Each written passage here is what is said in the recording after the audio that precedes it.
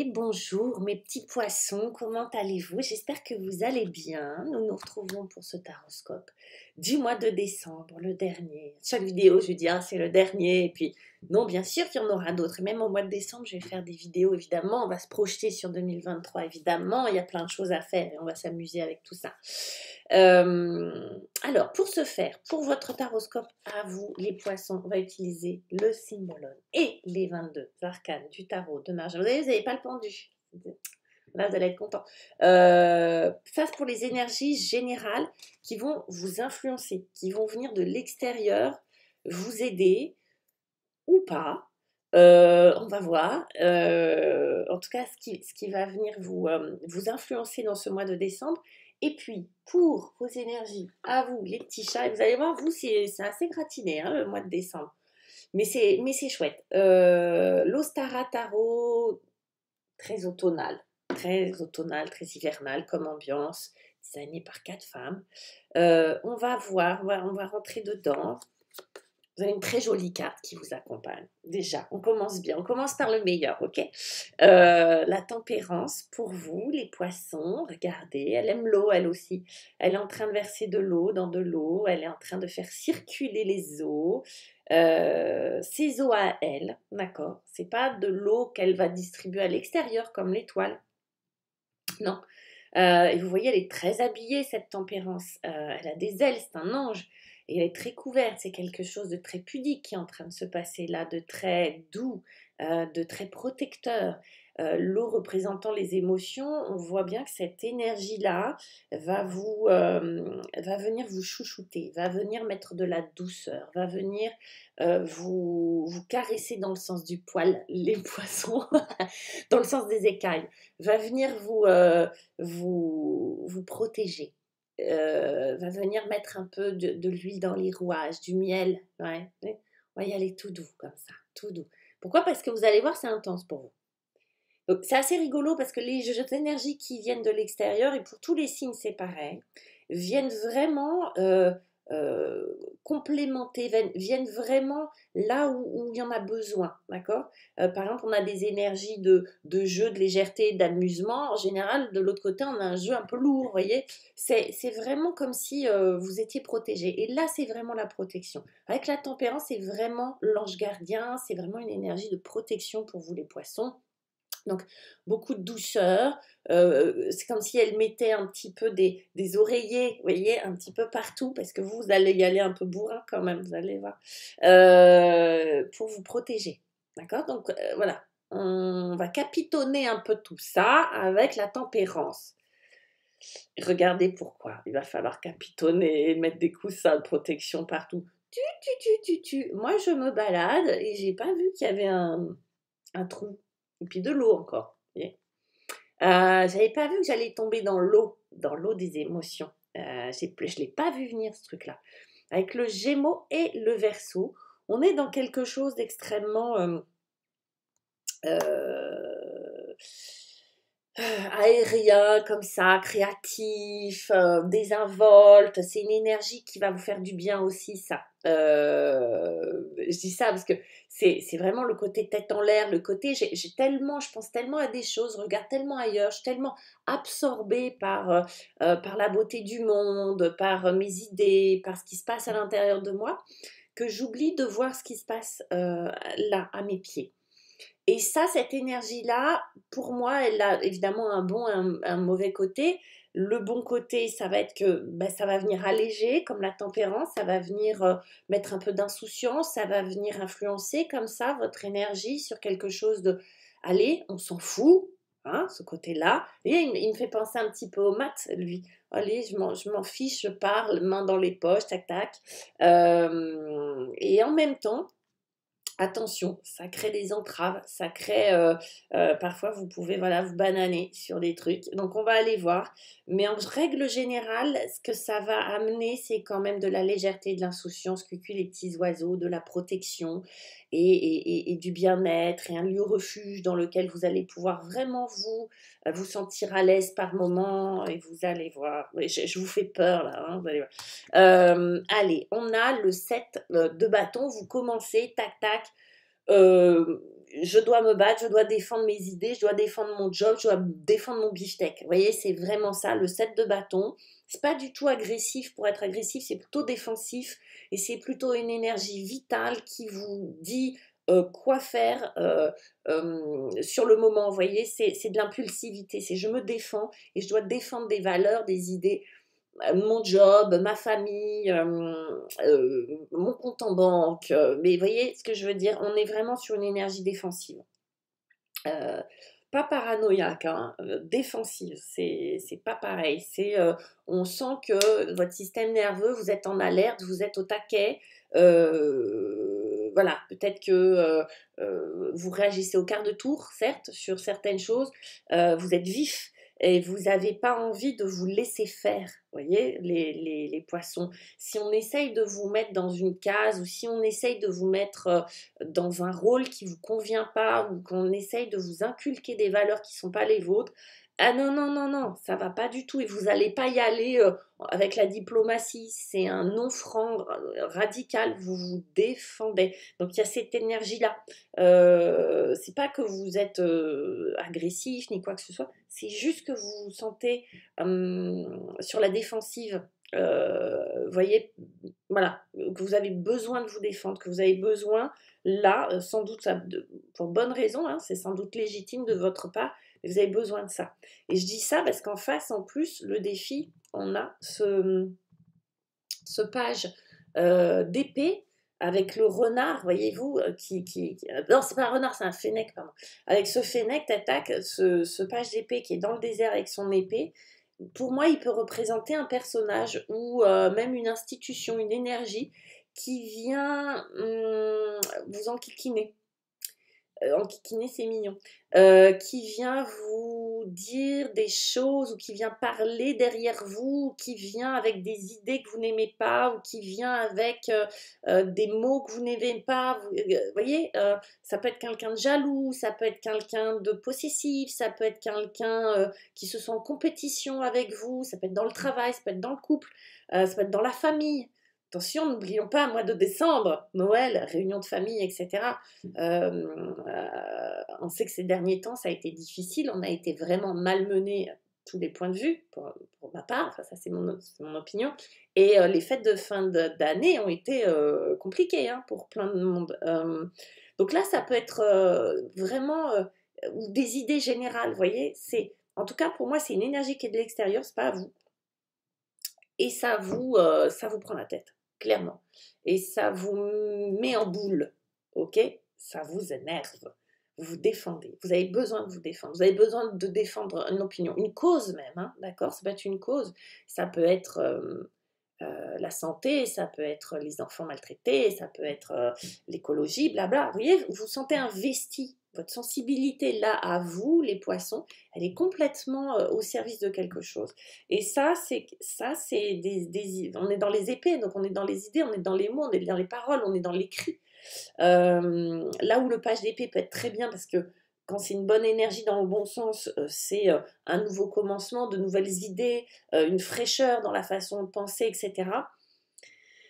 Moi, j'ai l'impression que soit ça vous manque, mais j'ai pas cette sensation-là. Moi, j'ai l'impression que ça vient de l'extérieur, qu'on veut vous mettre des bâtons dans les roues, mais là, c'est pas des bâtons, c'est des épées. Vous voyez? Mais c'est peut-être pas, ça vous vise peut-être pas hein, directement. Hein, c'est peut-être pas, faut peut-être pas, voilà. Peut-être que ça vous vise directement, mais encore une fois, ça peut être des idées ou un climat général qui vous met dans cette attitude-là de devoir vous défendre. Ok? Comment s'en sort-on, les gars, de cette situation un peu, voilà, alors même si eux deux, là, ils viennent mettre un peu de légèreté, bon, comment on s'en sort? La mort. Avec la mort, qu'est-ce qu'elle nous raconte, la mort? Alors là, elle est vachement bien, elle est vachement bien. Alors vous allez voir, vous avez deux arcanes majeures et pas des petites, et je vous dis, ça travaille. La mort vient nous parler de transformation. En fait, elle vient nous parler de deuil. Elle vient nous parler d'acceptation. Elle vient nous parler de faire le ménage. Des mains qui volent, quoi, les gars. Je vous dis, hein.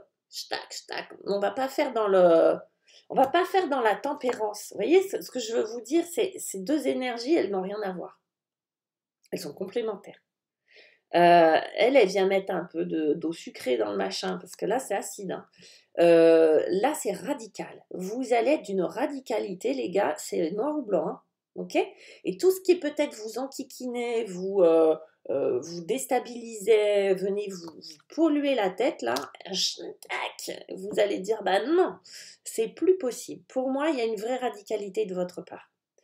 Oui, la mort est aussi une carte de transformation. Bah ouais, mais là, moi, je la vois comme une carte de radicalité. On passe du blanc au noir, ou du noir au blanc, et on fait un gros ménage. Pour moi, c'est vraiment le gros ménage, le gros ménage, le gros ménage de fin d'année. On est vraiment, là, il y a un tri qui va se faire spontanément. Il peut y avoir des élans. Ouais, vous pouvez avoir des coups de sang là, les gars. D'accord? Des coups de sang, non, ah, stop, là je peux plus. Ok? Les voisins qui blablabla et qui vous embêtent et qui font du bruit, là, vous allez, ah, stop. Vous allez donc prendre des décisions radicales. Je ne sais pas ce que vous allez faire, mais prendre des décisions radicales avec la mort. Oui, la transformation, le changement, passer d'un état à un autre, laisser mourir les vieux trucs pour laisser pousser les nouveaux. Donc on fait de la place. L'idée avec la mort, c'est qu'on fait de l'espace. Et que oui, on laisse derrière des vieilles croyances, on laisse derrière des vieilles notions comme ça, dont on n'a plus besoin, des vieilles habitudes, des anciennes relations. Il peut y avoir des ruptures dans ce cas-là, hein, des ruptures relationnelles, je ne dis pas forcément sentimentales, mais relationnelles. Il peut y avoir des grandes prises de décision comme ça où on décide, et cette fin d'année est propice à ça pour vous, et propice en règle générale, parce qu'au niveau de l'inconscient collectif, on est vraiment tous amenés à faire un bilan et un renouveau, hein. Là, bah, vous, c'est pas une blague, vous le faites vraiment, quoi. On va voir, hein. Ça nous donne quoi? Alors, j'ai tiré 2 cartes, parce que je me suis dit, bon, ok, arcane majeur, l'ermite, les poissons, là, ils vont... Ils vont dire, oh, elle est pas gentille, la dame. Elle nous fait des tirages. Vous voyez, c'est pas tout plein de paillettes et de machin, ça ne va pas. Alors, l'ermite, il est super. C'est-à-dire qu'après le ménage, allez, on va se retirer dans sa grotte et on va aller faire le point. Ça paraît logique. Ok, ça peut être agréable comme ça peut ne pas être agréable. Oui, l'ermite représente la crise. Oui, la crise, elle est positive avec l'ermite, mais ça ne veut pas dire qu'elle est agréable. Oui, c'est une phase de discernement. En fait, là, vous agissez un peu comme un petit bélier. Pardon pour les béliers, mais c'est vrai. Vous stop et après je rentre dans ma grotte et je réfléchis, je discerne. Mais pour moi, c'est dans ce sens-là qu'il faut le faire. Vous voyez?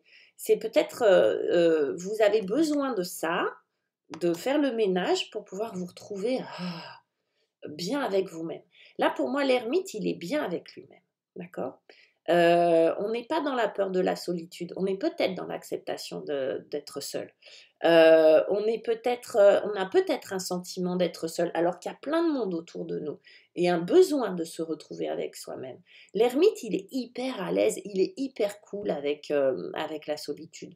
Il est super autonome, il n'a aucun problème avec ça. Même, il recherche cet état-là.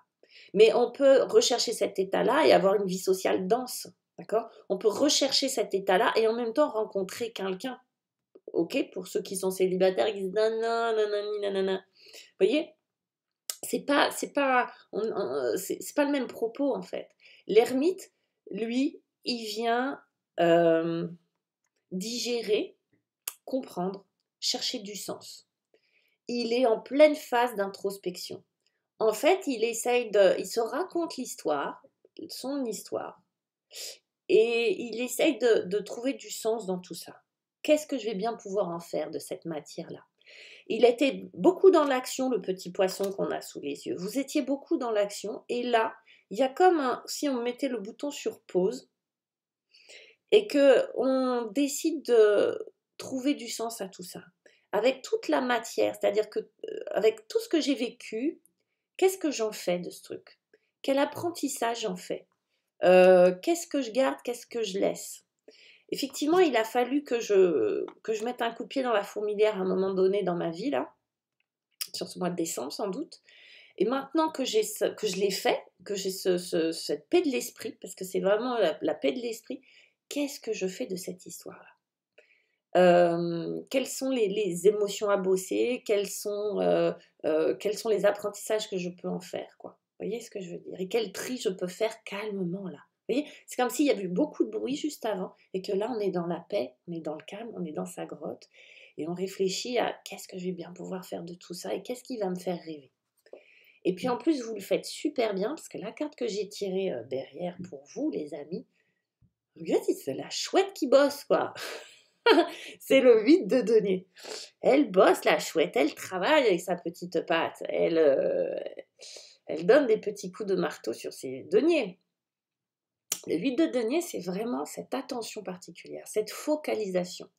C'est cette capacité à rentrer effectivement dans cette intériorité d'ailleurs, hein, pour pouvoir faire un beau travail. Vous voyez, c'est cette passion, c'est cette attention, c'est cette concentration que l'on donne à quelque chose. Alors oui, ça peut être un travail, oui, ça peut être une relation, oui, ça peut être un travail que l'on fait sur soi, ça peut être pour soi. C'est vraiment être dans cette hyper-focalisation sur ses besoins, vous voyez, là, on fait de la dentelle, les gars. Ok? C'est précieux, c'est minutieux, c'est attentif, c'est attentionné, c'est expert. Ok? Là, on est à niveau expert. On a l'ermite et le 8 de denier, les gars. C'est pas rien, les poissons. Vous êtes un expert dans ce que vous faites, dans ce que vous avez envie de faire. Là, pour moi, c'est une énergie incroyable. C'est-à-dire qu'avec ça, rien ne vous arrête. Vous voyez? Rien ne va pouvoir vous arrêter. Si vous mettez en place un projet, ça va être formidable. Si vous travaillez sur quelque chose dans le silence et dans le secret, les gars, là, c'est vraiment ça, hein. Vous mettez, par exemple, à écrire vos mémoires, ok? Un livre, un bouquin, je sais pas quoi. Vous allez le faire, vous allez prendre le temps de le faire, vous allez le faire super bien, vous allez être précis, vous n'allez pas vous la ramener avec, ok? Vous n'allez pas faire, ouais, non. Vous allez attendre que ça soit parfait pour le montrer. Là, c'est un peu ça. C'est un très beau combo, je trouve, l'ermite et lui. C'est pas pump it up la fête, le 3 de coupe, les gars, on va festoyer, même si vous le faites. Mais c'est vraiment quelque chose de... Intérieurement, vous allez vraiment avoir le besoin de vous retrouver et de vous concentrer sur une tâche. Ok? Si c'est une relation, c'est une relation. Si c'est un job, c'est un job. Encore une fois, peu importe. Ok? C'est beau, les poissons, vous finissez l'année. Moi, je trouve tip top. Alors, c'est. Ah, c'est mignon. J'ai parlé de 3 de coupe, mais on a l'as de coupe en dos de deck. Donc, voilà. En fait, quand vous aurez bien fait votre job, bien digéré tout ça, bien fait votre ménage, je vous dis, là, vous allez pouvoir fêter. Là, ça va être la bamboula. Et puis, n'oubliez pas que vous avez ça qui vous accompagne. Donc, beaucoup de douceur qui va vous être influée de l'extérieur, énergie extérieure. Voilà mes petits poissons. J'adore votre jeu. Je le trouve hyper intéressant, très dense, très... Voilà, on sent qu'il se passe quelque chose pour vous les poissons et ça va, à mon avis, donner ses fruits. Mais c'est beau ce nettoyage, très beau. Je vous embrasse, je vous souhaite un très beau mois de décembre. Je vous retrouve l'année prochaine, même avant, on va faire des vidéos avant évidemment. Et puis je vous souhaite en tout cas une très belle journée. Ciao.